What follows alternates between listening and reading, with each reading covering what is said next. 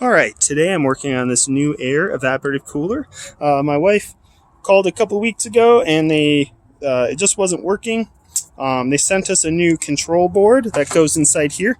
That's just 3 screws. You don't have to take the whole back off as I have here, but I replaced it and it didn't fix it. But if you have to get in there, there it is. And then there are like 6 screws that hold that green board on right there, that control panel. So I went ahead and I did that first. It didn't fix the issue. I did a little more research online, and apparently if you have hard water, it clogs it up. We'll get to that in a minute. I'm going to go over just taking the whole thing apart. So on the back here, you got some tabs. You can reach under here and here. If there is a screw, I took that out, so when you're cleaning this, you don't need to have that screw in. Pull it out. These tabs are plenty enough to hold it. So you just unclip that, and then you can take all of this out. Your cover here. And then this needs to be cleaned from time to time, a couple times a year if you're using it regularly. This, you don't do anything to it unless it gets moldy, then you replace it. So pulled that off. I couldn't get to the issue or see what was going on. So then I pulled this back piece off right here. And this is held on by 1, 2, 3, 6, 9 screws that you can see from the back, and then there's 2 screws under this handle here on each side. So a total of 13 screws. I had to do a little math there. So once I pulled that off, I was able to get down in here, and you might actually not have to pull it off because you can reach through this hole to get, but I'm not used to this. I couldn't find anything about it online, so that's why I'm making this video. So once I got that apart, as you can see down here, this hard water we have here in Colorado this is after I cleaned it. I rinsed it and scrubbed down in here, but I wanted to leave that so you can see that. It's absolutely filthy. So I was thinking, my first thought when this broke is the pump broke. These things, it's a fan or a pump.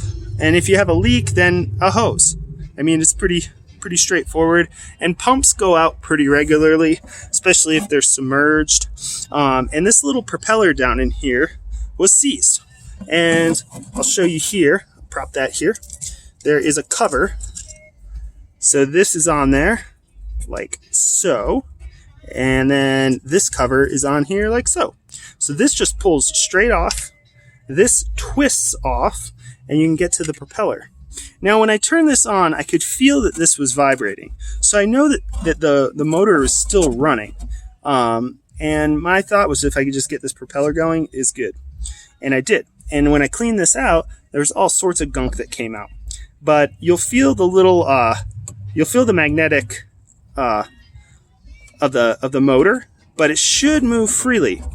It wasn't moving freely, so I moved it back and forth, rinsed it back and forth, rinse and repeat. And that got it moving, and then I tested it, plugged it in, turned it on, and it was running.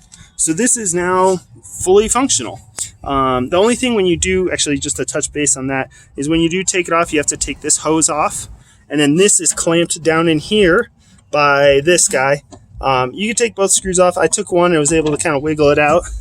But I got this off, got the propeller going, popped the hose off here, worked it for a little while, and it worked. And just so you can see, if you do think this is broken, that's the part number and maker right there. So you can see that if you need that info. And then we also got this guy here.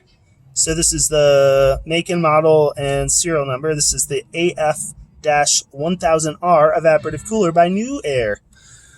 So I got it all cleaned out. I'm going to do a little bit more cleaning in here and really just get all this stuff out of there, so hopefully this pump doesn't clog again. But that's it. I got it running. This was pumping water. You can just sink this into a cup of water and it will pump out at the top. And so that's it. So if you appreciate the video, please leave a like and leave a comment. Always love a thanks or a thumbs up emoji. And that's it. And I'll kind of zoom out. I kind of have this laid out as I took it out. So you take the the backing off where the air filter is, then that back piece, and then you can get into there. And that's it. That's taking it apart. And then we touched on the control panel, and that's it. So then this is the control panel. This is the old one, but they sent us one exactly the same, and I threw that in there. It's just disconnecting those two connectors and putting it in there. There's a couple, you can see there's screw holes. So some screws, some connectors. These connectors come out by squeezing with this hand, and then on the other side you got to squeeze with your thumb. So you squeeze that with your thumb and then this with your two fingers and pull it apart. So that's it, man. I mean, in a nutshell, that's why evaporative coolers are awesome. A lot less energy, and they are pretty straightforward to fix. So thanks for joining me, and good evening.